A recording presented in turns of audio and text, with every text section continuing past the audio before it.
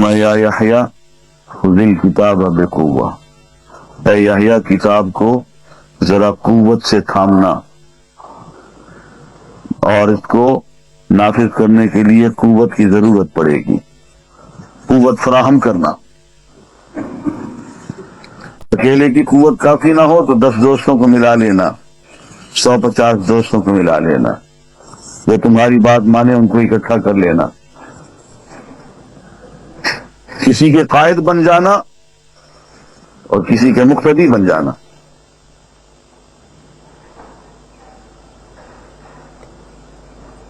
اور فرماتے ہیں کہ اتل ما اوحی الیک من الکتاب، ما اوحی الیک من الکتاب، یہ کتاب جو ہم نے آپ کی طرف نازل کی ہے، اس کی تلاوت کرتے جائیں، جی جان سے، سمجھ کے، تدبر سے، تذکر سے، طوطے کی طرح نہیں۔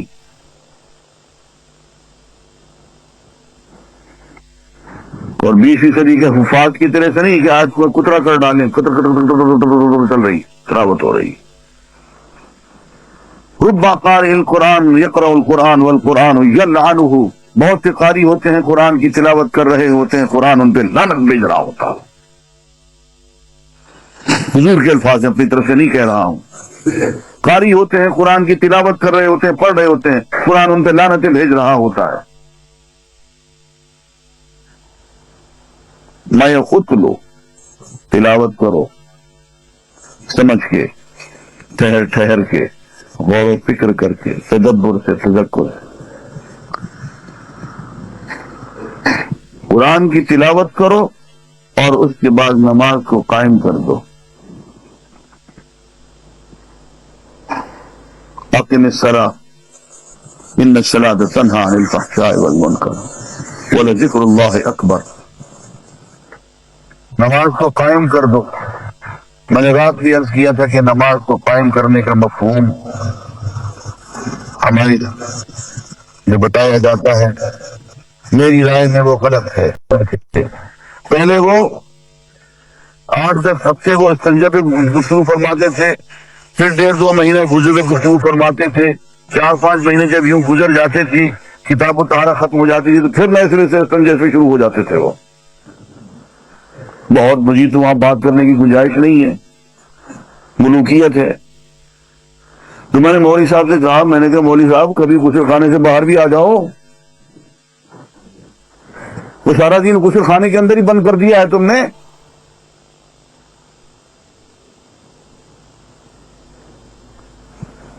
تو اقامت صلاۃ صرف استنجی اور وضو کا نام نہیں ہے، نماز کو اپنے دل میں قائم کرنے کا نام ہے۔ اس بات کا نام ہے کہ نماز ہماری شخصیتوں میں، ہمارے اخلاق میں، ہماری گفتگو میں، ہمارے عمل میں، ہمارے معاملات میں، ہماری ڈیلنگز میں نماز ہماری شخصیت میں جڑیں پکڑ چکی ہو، اس کا ہمارے اخلاق پہ، ہمارے کردار پہ، ہمارے معاملات پہ، ڈیلنگز پہ، تجارت پہ، ہر شخص کو پتا ہو کہ اس کو نماز مسجد میں جا کے پڑھنی ہے۔ ایسا نہیں ہے کہ ایک جھنڈے والی کار ہو، گھر سے دفتر تو جا رہی ہے اور مسجد میں آنے کا کبھی اتفاق ہی نہ ہو اس کو۔ اقامت صلاۃ اس نظام کا نام ہے کہ اس کے دروازے پہ جا کے ایک ادارہ، مسجد کمیٹی ہو یا کوئی انتظامی ادارہ ہو، جا کے دستخط دے کہ بھائی صاحب روزانہ دفتر پہ جاتے ہوئے نظر آتے ہو لیکن صبح کی نماز میں مسجد سے غائب ہوتے ہو، کیا تکلیف ہے تمہیں؟ اگر کوئی شرعی عذر رکھتا ہے، بیمار ہے، تو اس کی عیادت کی جائے، پوچھا جائے کہ تم بیمار ہو، لگتا ہے تم مسجد میں نہیں آ رہے ہو، مسافر ہے، ٹھیک ہے نہ آئے، باقی لوگوں کو آنا پڑے گا۔ یہ بھی اپنی مرضی کی بات نہیں ہے کہ جی چاہ رہا ہے نماز پڑھنے، جی نہیں چاہتے تو مسجد نہیں جاتے۔ آج پکنک مناتے ہیں، آج بسنت مناتے ہیں، آج جمعہ نماز نہیں پڑھتے۔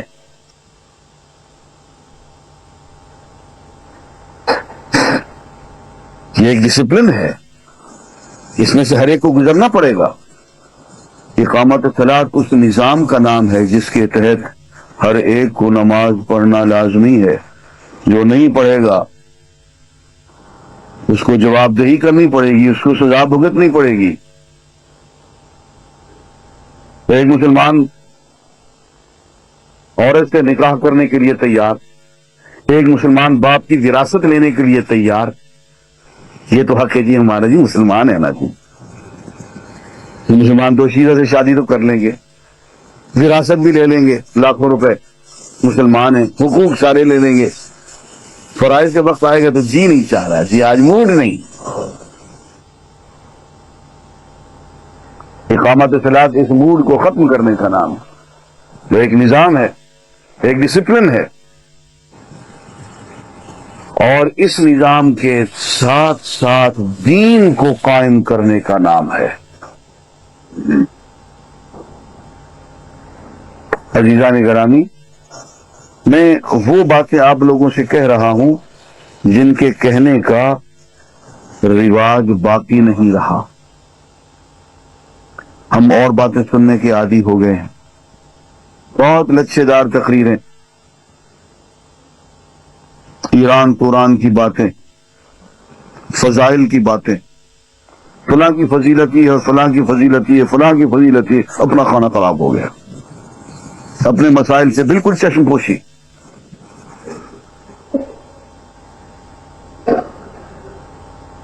فرماتے ہیں وَأَنزَلْنَا مَعَهُمُ الْكِتَابَ وَالْمِيزَانَ،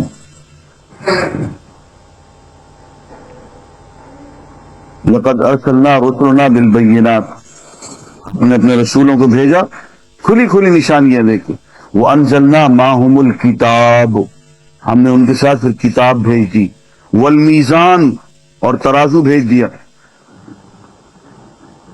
لِيَقُومَ النَّاسُ بِالْقِسْطِ، تاکہ لوگ انصاف پہ قائم ہو جائیں۔ وَأَنزَلْنَا الْحَدِيدَ، ہم نے لوہا اتار دیا، یہ بأس شدید، اس میں بڑی دہشت ہے، ڈر ہے